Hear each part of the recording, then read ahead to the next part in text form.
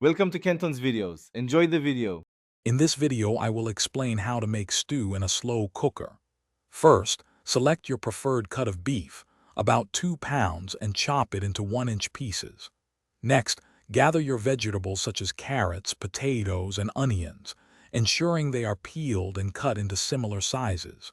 You'll also need about 4 cups of beef broth and your favorite seasonings.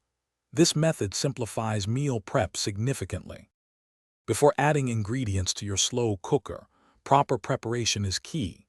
Cut your beef into roughly 1-inch cubes. For vegetables, aim for pieces about 1.5 inches to ensure they cook evenly without becoming mushy. Searing the beef for 3 to 5 minutes per side in a hot pan adds a wonderful depth of flavor. Don't forget to deglaze the pan with about a half cup of broth to capture all those delicious brown bits. Now it's time to assemble your stew.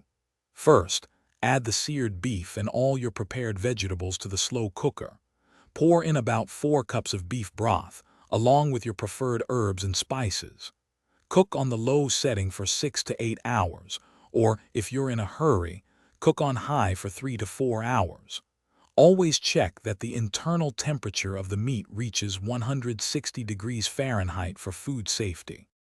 As your stew nears completion, you might want to thicken it. In the last 30 minutes of cooking, prepare a slurry by mixing 2 tablespoons of cornstarch with 2 tablespoons of cold water. Stir this mixture into the hot stew until it reaches your desired consistency. Let it simmer for a few more minutes. Serve your delicious, hearty stew hot, perhaps with some crusty bread or a simple side of rice. Enjoy your homemade meal.